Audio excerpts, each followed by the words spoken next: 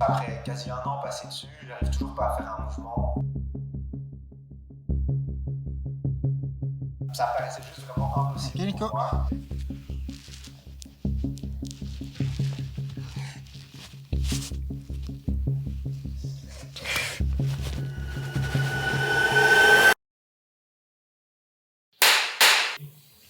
C'est pas mal où je refais ça, c'était clair. Moi, je m'appelle Robin Andries. J'ai commencé l'escalade à l'âge de 6 ans. Je m'entraîne entre 4 et 5 fois par semaine.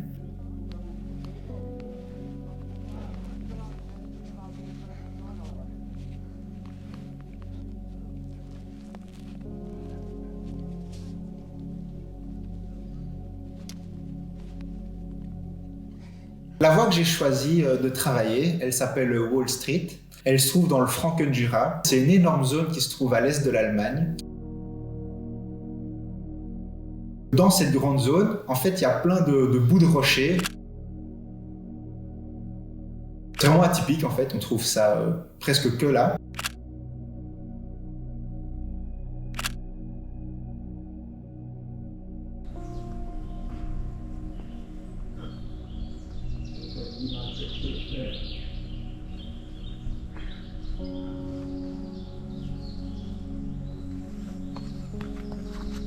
Pour arriver en haut, en fait, pour s'assurer, quand on est en falaise, c'est différent qu'en salle. En salle, la corde, elle est déjà installée tout en haut du mur, donc il suffit juste de grimper en étant attaché, voilà. Par contre, en falaise, la corde n'est pas mise en haut, donc il faut nous-mêmes la monter. Et donc pour ça, il y a des points d'ancrage qui ont été faits au préalable. Et donc nous, on vient, on installe ce qu'on appelle une dégaine. Donc une dégaine, c'est un mousqueton, une sangle et puis un mousqueton de l'autre côté, dans lequel on vient à chaque fois passer notre corde. Et donc on s'assure comme ça au fur et à mesure.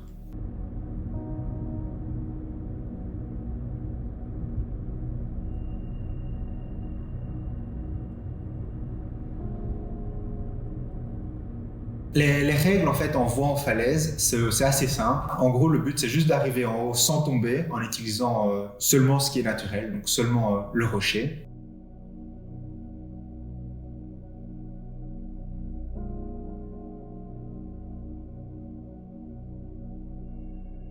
Les voies sont cotées en fonction d'une difficulté. Ça fonctionne en fait avec des chiffres. Donc les chiffres ils vont de 2 jusqu'à 9.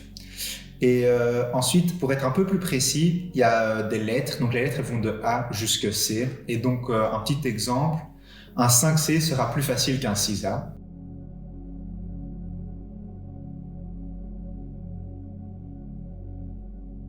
À la base, on était venu pour une autre voie, donc pour un Nova qui était le premier Nova du monde. Mais après un premier trip plutôt catastrophique, je m'étais un peu blessé avant au majeur gauche. Et en plus, les conditions météorologiques étaient pas de notre côté. On est arrivé au pied de la voie, il y avait plein de neige, donc il faisait super froid. Donc pour s'échauffer, se mettre en route et même être à 100% physiquement, c'est vraiment compliqué.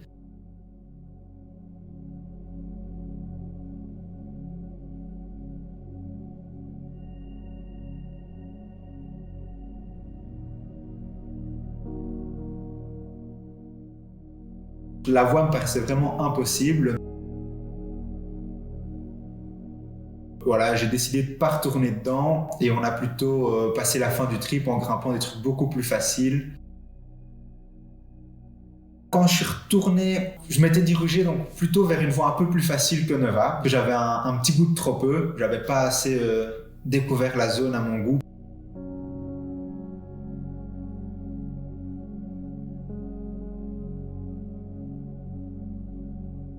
J'ai décidé donc de travailler au Wall Street.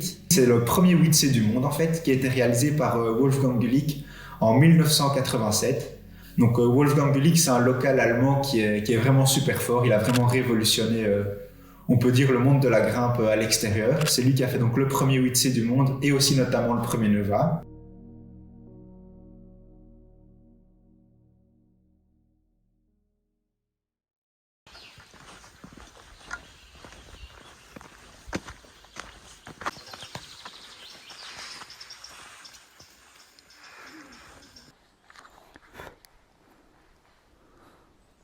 Ah ouais, Wall Street, 11 mois. Tu fais ça et du coup tu sors de l'autre côté. Oh, il y a un kleps.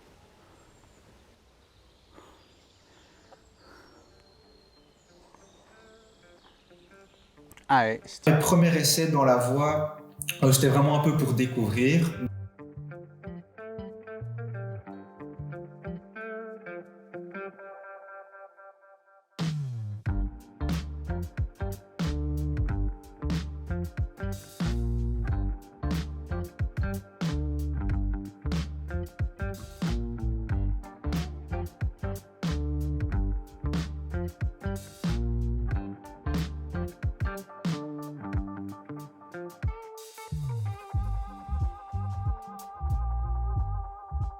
Elle est assez facile au début. Pendant, on va dire, une douzaine de mètres, c'est vraiment facile.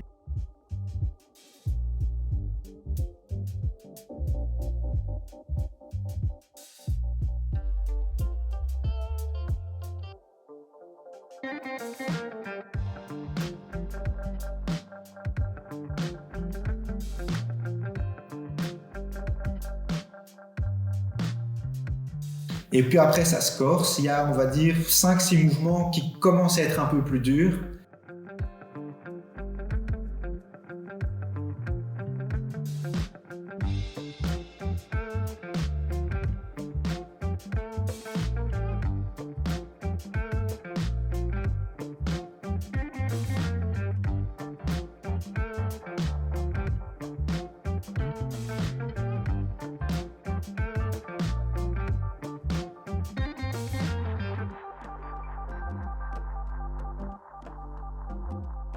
Et puis on arrive vraiment dans le cœur du sujet où ça se joue en fait sur 2-3 mouvements super durs.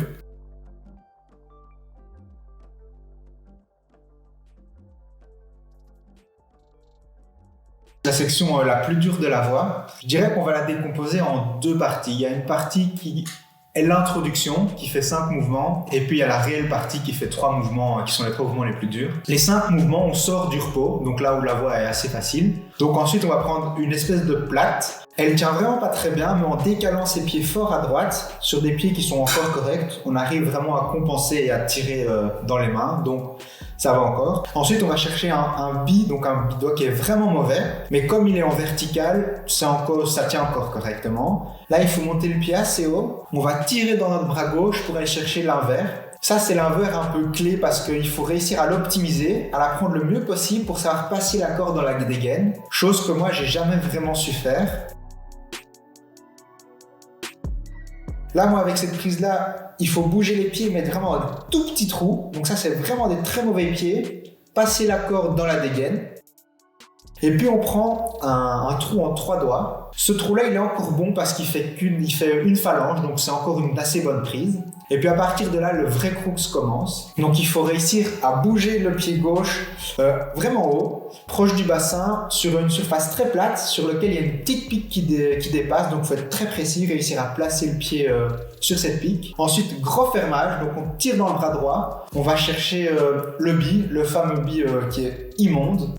Ensuite, pied gauche, le pied droit très haut, pour remonter ensuite le pied gauche très haut. Et là, il faut réussir à se redresser le plus haut possible, lâcher la main droite pour aller chercher une mini fente, tout juste la largeur de mes 2 doigts. Elle est profonde de 3-4 mm. Et donc, une fois que j'ai cette fente, il fallait réussir à aller doucement dans un premier bi très plat, très mauvais, et puis relancer dans un bon bi. Et donc ça, voilà, une fois qu'on avait fait ça, on clippe la dégaine et c'était la fin de la section cross, quoi. À force de mettre des essais et d'essayer, j'arrivais tout doucement à progresser. J'ai réussi à faire un des 3 mouvements vraiment durs, puis j'ai réussi à faire le 3e.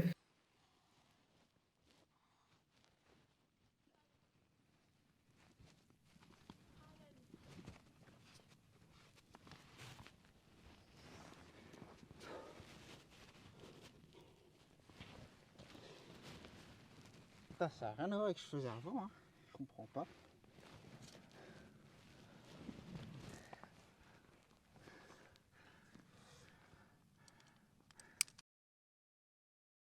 La voie, la première fois que j'ai été dedans, ou la dernière fois où j'ai été dedans, il s'est quasi écoulé 1 an.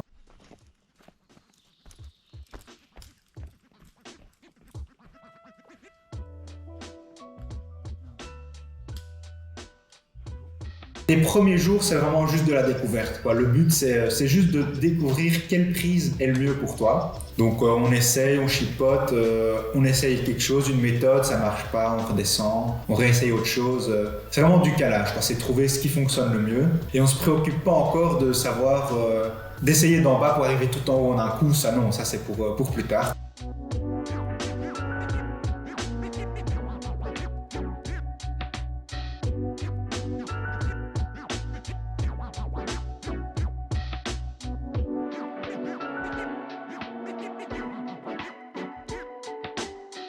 Une fois qu'on est plus ou moins convaincu et sûr de quelle prise on va utiliser, là on commence par un peu diviser la voix en différentes sections. Donc il y a les sections faciles où on se dit ça on n'y passe pas beaucoup de temps, on les fait juste comme ça, on sait que ça déroule et on perd pas trop d'énergie dedans. Et puis il y a les sections crooks, donc les sections qui sont vraiment dures. Là on s'acharne vraiment pour les travailler, essayer de tout régler au millimètre près, savoir quel pied mettre où, quelle main utiliser comment.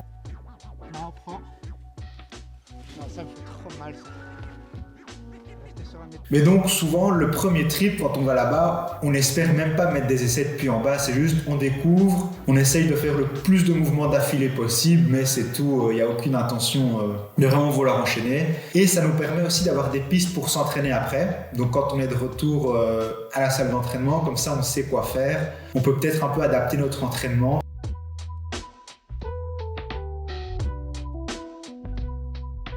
Quand on retourne dans la voie, souvent c'est un peu frustrant parce qu'on est moins fort au début du deuxième trip qu'à la fin du premier.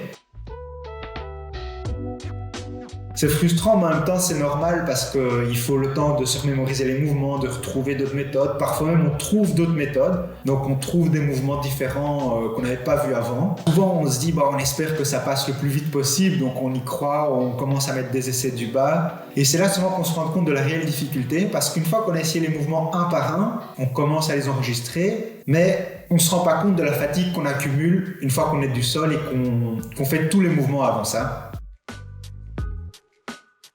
Si on n'a pas réussi, à nouveau, on retourne à l'entraînement, on se focus sur ce qui a bien marché, ce qui a moins bien marché.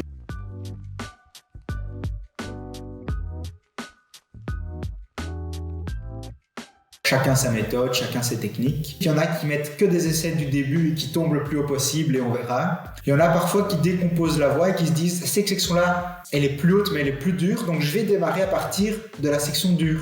Et donc je fais toute la section dure et si j'arrive en haut, alors je redescends un peu plus bas et comme ça ils connaissent, ils font à chaque fois la partie dure en haut et ils repartent à chaque fois d'un peu plus bas pour au final mettre des vrais essais depuis le sol, quoi, donc depuis le début.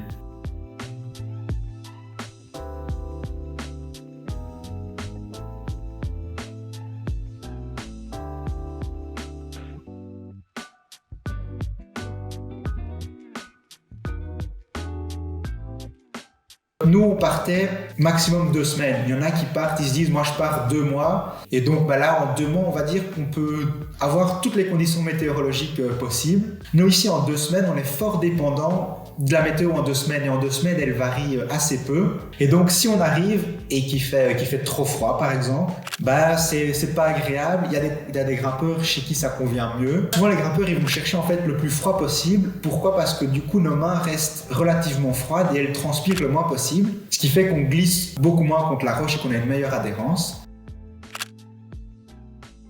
Au-delà de la température, ce qui joue beaucoup en fait, c'est l'humidité. Si le rocher est humide, ça glisse beaucoup plus.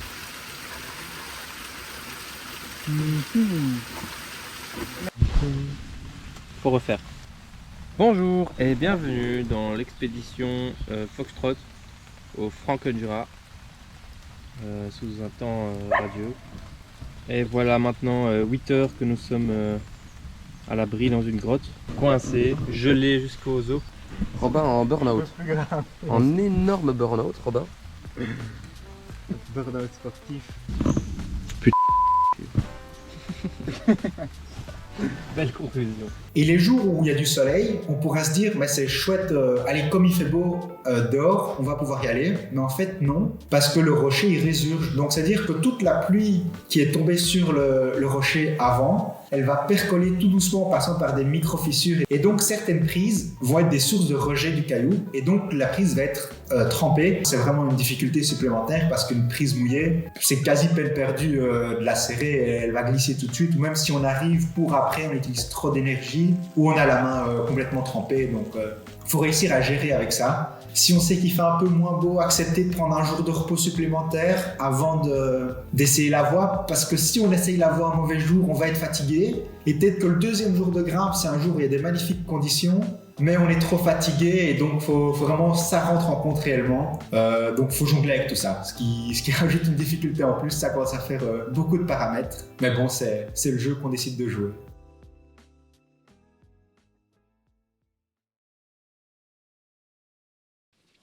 C'est parti les amis. On y retourne pour la deuxième fois en Toussaint 2022.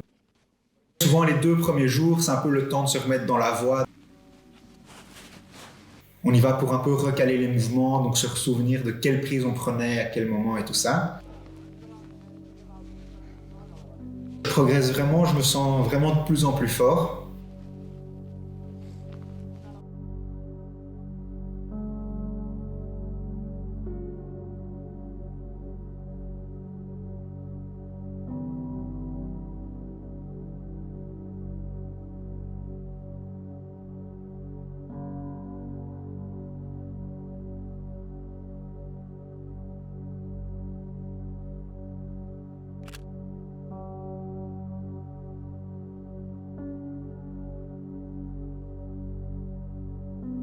Le premier mouvement vraiment dur, lui, je commence à le faire quasi tout le temps. Le deuxième mouvement, c'est toujours un peu un mystère. Je l'ai toujours pas fait, je sens que je m'en rapproche, mais j'ai l'impression qu'il n'y a pas qu'une composante physique en fait. Parce que je sens que mes doigts commencent à être de plus en plus forts, j'arrive à tirer dans la prise, mais il y a vraiment quelque chose que je comprends pas trop. Et le troisième mouvement dur, bah là aussi pareil, c'est comme le premier, donc mais je commence à m'habituer, à sentir ce que je dois faire.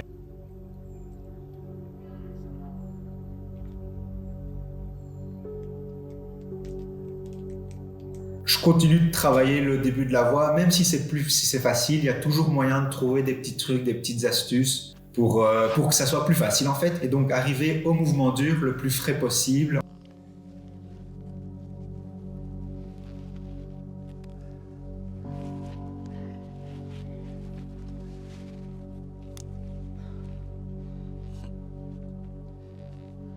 Quand on a des aussi gros projets, tous les soirs, souvent on y pense, ça cogite vraiment les nuits et tout ça, donc il faut réussir à souffler un coup. Et donc, il faut vraiment réussir à jongler entre, oui, on a envie d'enchaîner, ça nous stresse, mais ça reste un amusement, il faut y aller cool, et avant tout de s'amuser, parce que c'est pour ça qu'on le fait.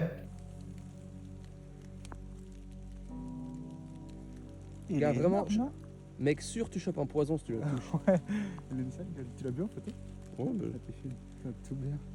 mec, attends, les Le troisième trip, on y retourne en Pâques 2023. Le premier move vraiment dur, là je le fais quasi tout le temps. C'est vraiment quand je suis concentré et que j'arrive à viser bien dans le petit bi, ça passe tout le temps. Donc ça c'était vraiment encourageant.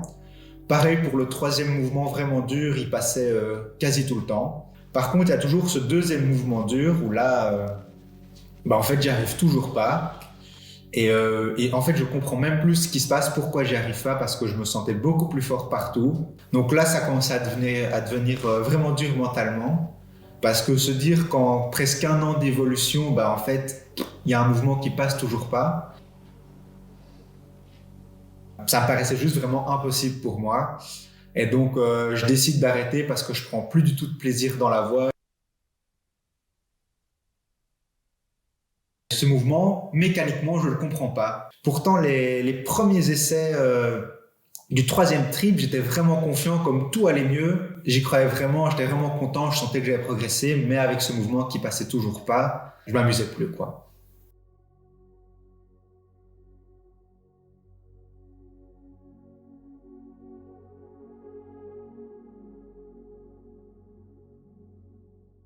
Je sais pas ce qui me manquait réellement pour réussir. J'ai envie de dire, facile, de la force dans les doigts. J'ai vraiment focus mon entraînement là-dessus, donc j'aurais pas pu faire beaucoup plus. On peut toujours dire, il m'en manquait, il suffit de faire ça, toujours plus. Mais pas que, parce que je suis revenu en 1 an, j'ai vraiment progressé là-dessus. Je me sentais beaucoup plus fort partout, sauf dans ce mouvement-là. Donc si partout ça allait mieux, sauf là-dedans, c'est que il n'y a pas que la force qui entre en compte. Ouais, ça pose vraiment question en mode qu'est-ce qui nous manquait.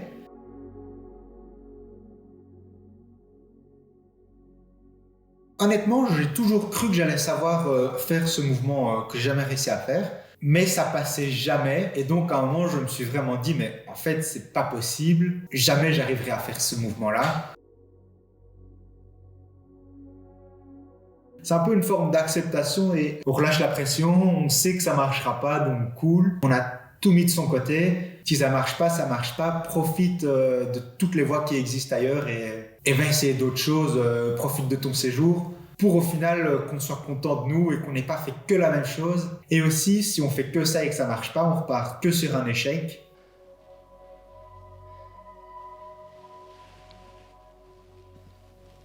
Avec ce qui s'est passé ici, je pense que j'ai vraiment un peu eu un recul envers, on va dire, le haut niveau, aller toujours réussir la voie la plus dure possible. J'ai toujours fait ça en fait, depuis que je m'entraîne, depuis que je vais devant falaise, je passe toujours tout mon trip quasi focus sur une seule voie et le but c'est vraiment d'aller débloquer une cotation supplémentaire. Mais avec tout ce qui s'est passé, le fait d'avoir passé autant de temps là-dessus et au final ne pas réussir, ça me remet un peu en question, est-ce que c'est vraiment ça que j'ai envie? Je pense que ça me procurerait plus de plaisir de faire plus de voies dans mon séjour que vraiment de travailler une voie vraiment dure.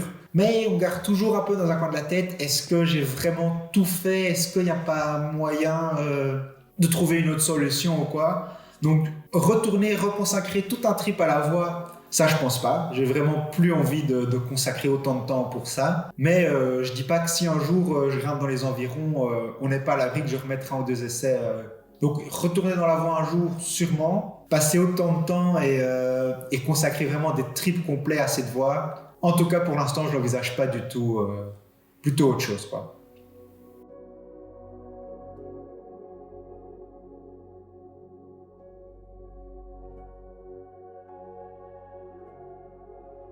À chaque fois que je retournais dans la voie, c'était avec envie, avec motivation. À chaque fois, je donnais tout, j'y croyais vraiment.